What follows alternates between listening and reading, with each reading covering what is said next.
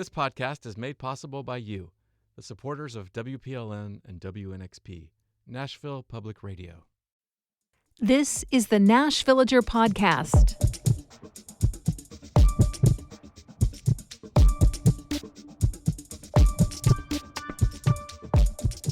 It's December 12th, 2024. On this day, in 1901, the first transatlantic radio signal made it across the ocean to a receiver in St. John's, Newfoundland. It was the simplest of messages, the letter S tapped out in Morse code. But it proved a widespread assumption wrong. People had previously thought the curvature of the Earth would limit any radio transmission to just 200 miles. But with his experiment, Italian physicist Guglielmo Marconi opened the door to communications that could span a large nation like the U.S. or even around the globe.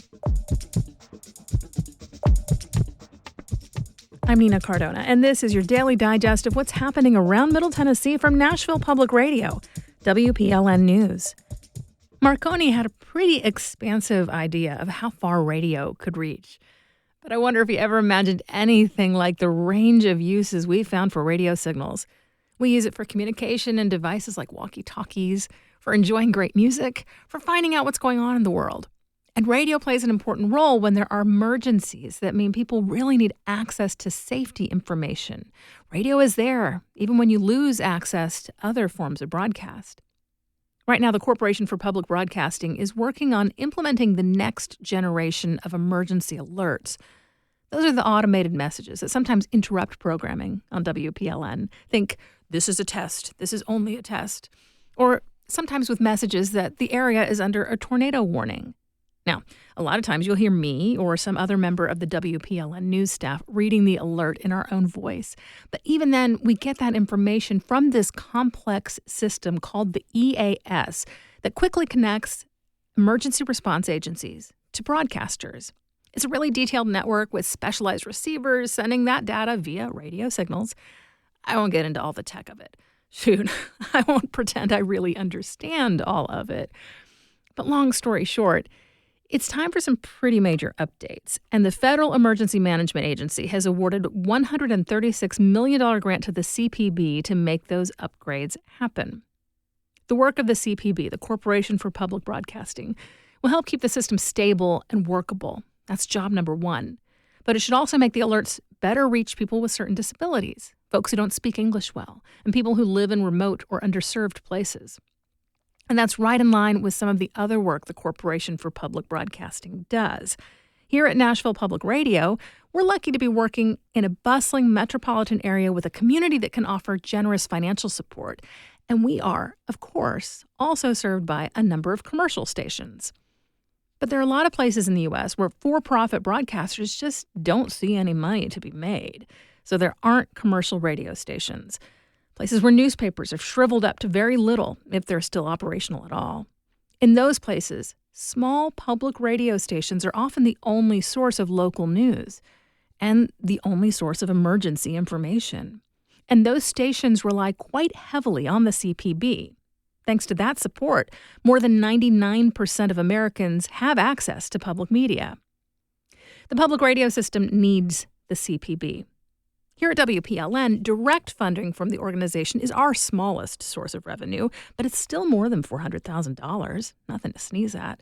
And we'd certainly feel a lot of ripple effects from the system as a whole if something were to happen to the CPB. The CPB is authorized by the federal government. It's funded by the federal government, but it's independently run. And that puts it in a sometimes tenuous position.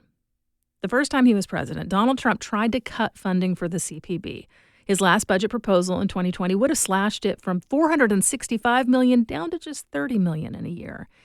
That move would have been enough to threaten the existence of the smallest, most rural stations. According to analysis by the Public Media Alliance, it would have created local news deserts in some rural and low-income areas. And again, with his return to the White House, Trump is talking about potentially eliminating the CPB altogether. Right now, we're in the midst of end-of-the-year fundraising at WPLN. It's something we do every year, and each time we talk about how important your generosity is to start the new year in good financial shape. But I'm not going to lie, this year feels a little different, a little extra, Because this year we're preparing for a potential shock to the public broadcasting system as a whole. I've been with Nashville Public Radio for more than 25 years. In my time here, we've weathered recessions and a pandemic. I've seen years where grants and corporate support nearly dried up for a while. Again and again, it's the donations from members that have kept things steady. And so while we are certainly battening down the hatches and making sure the station's ready to ride out whatever waves are headed our way, we're not panicking. We're looking to our listeners more than ever. We're looking to you, because you know better than anyone in DC cost-cutting mode what it means to have a strong local source of independently reported information. Because you get what's valuable about having the connection to your community bolstered by hearing the voices of neighbors you otherwise wouldn't get a chance to meet. The best way to support that, and to make sure it stays strong, is to make a donation at WPLN.org. The amount is up to you. Maybe it's a one-time gift of $20, or maybe it's a producer's circle sustaining monthly donation of $100 or more. Whatever your level of giving, you're making a difference as we get ready for what is likely to be a year. In just a few minutes, a very old-fashioned means of communication is still alive and well. Pen pals, coming up after the newscast.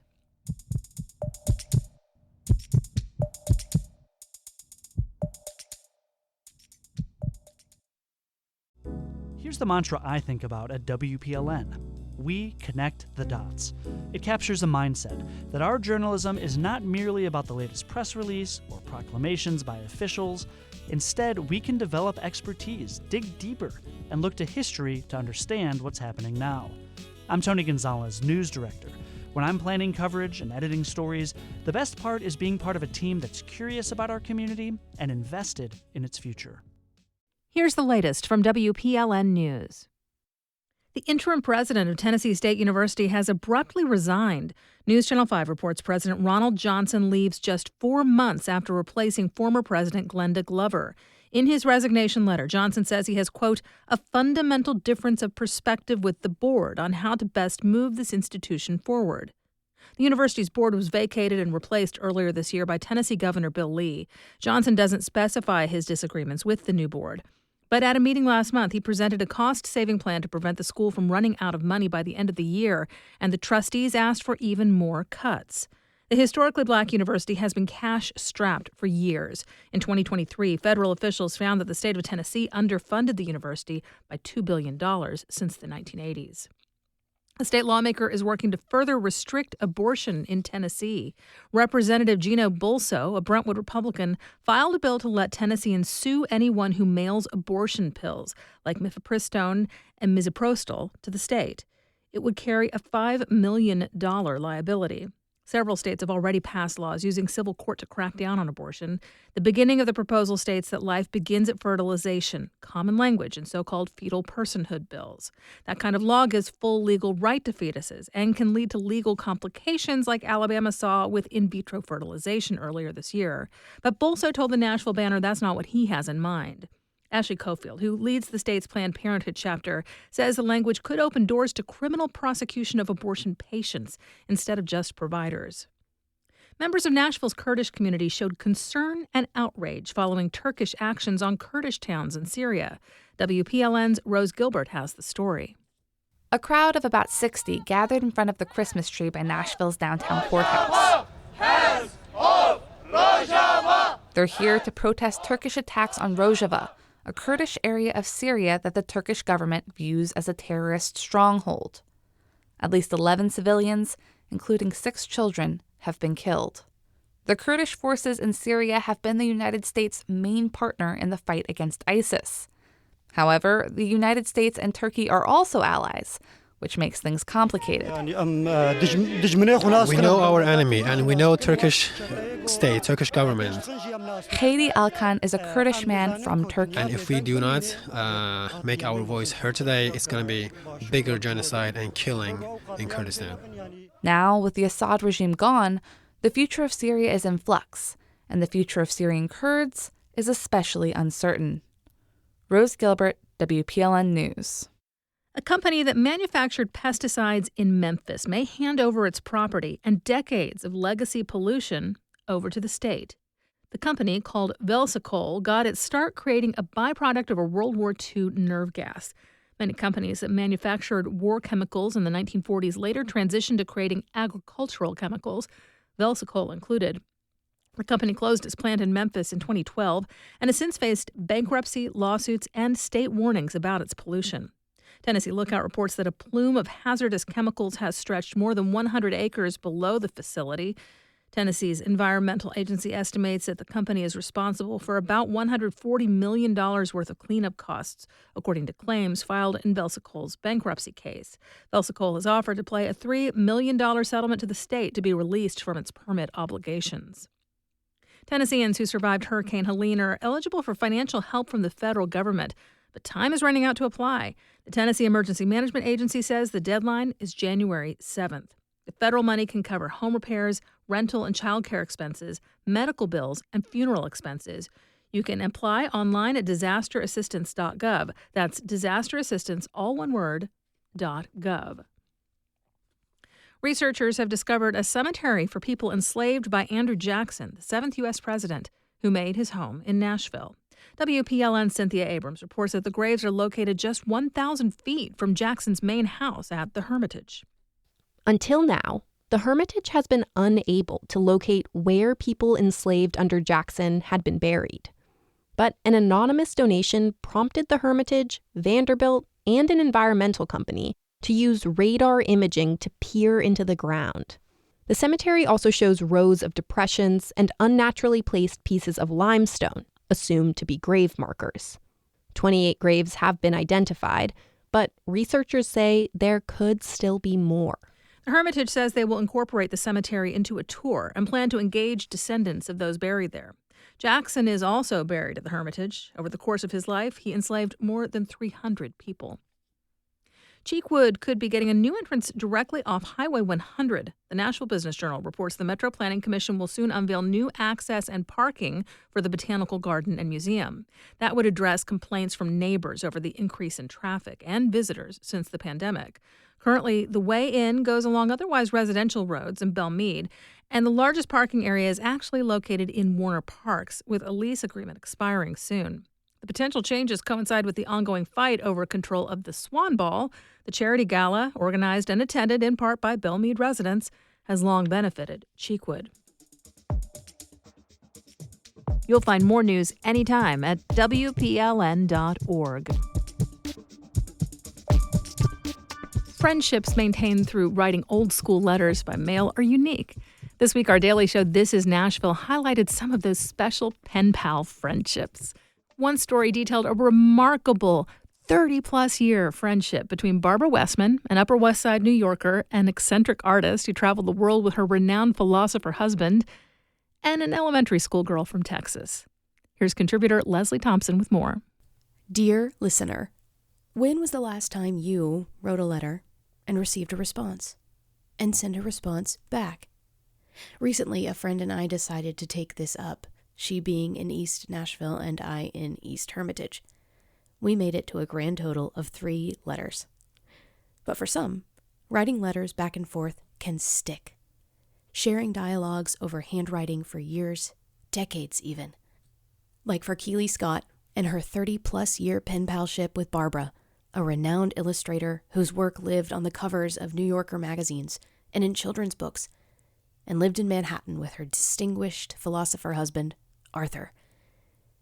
Theirs is a story of an extraordinary relationship that evolved out of a handwritten letter. Here's Keely in her final letter to her pen pal, Barbara Westman. Dear Barbara, it was 1990, and I was a spunky second grader in Houston, Texas. It was Christmas time, and my teacher, Mrs. Lucy Kuhn, had just returned from a trip to Manhattan. While there, she and her husband visited a small corner bookshop on the Upper West Side, right near Columbia University.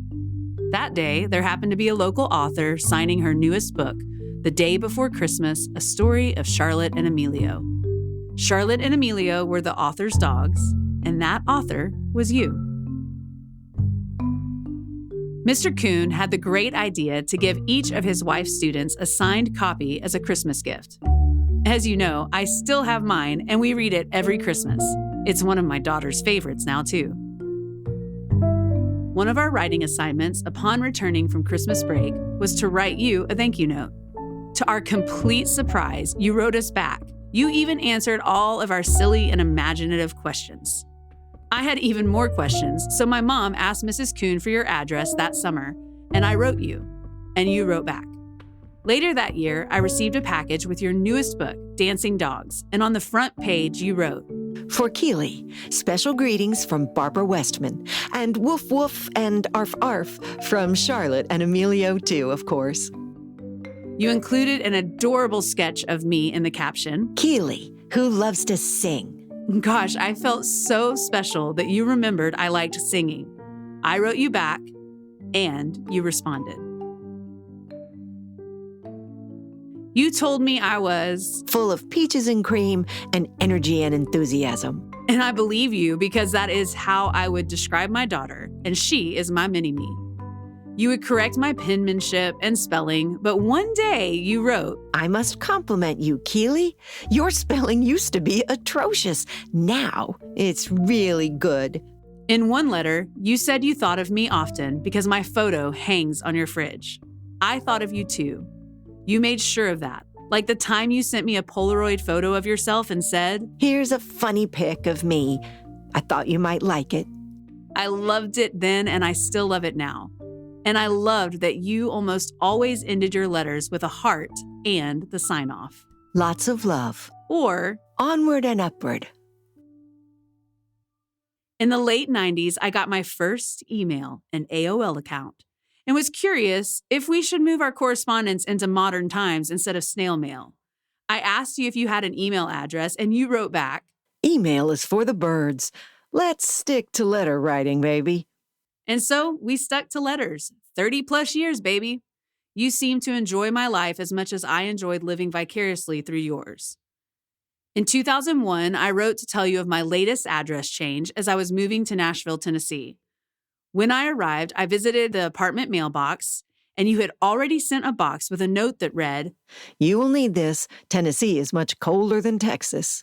Inside the package was a vintage navy pea coat with red lining. The letter ended with, "Have you gotten to observe a lot of country western?" Oh, have I observed. You accompanied me to and through adulthood with your handwritten notes. For many years, I was a humanitarian photographer.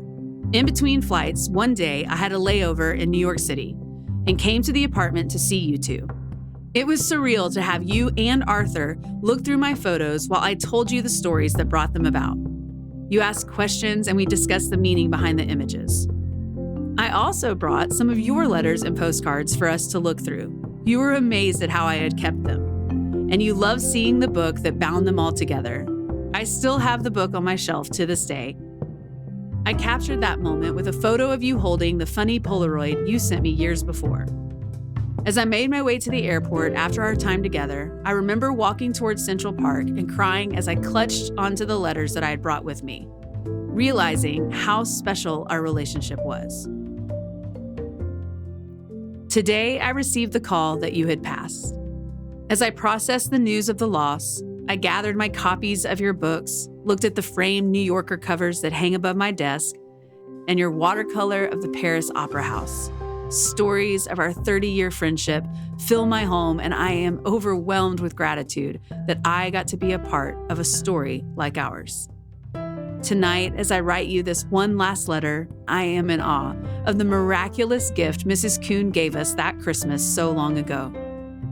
It was the gift of you and the story of our beautiful friendship, a story told over letters between an artist on the Hudson and her little friend from Texas. Missing you, onward and upward with lots of love. Keely.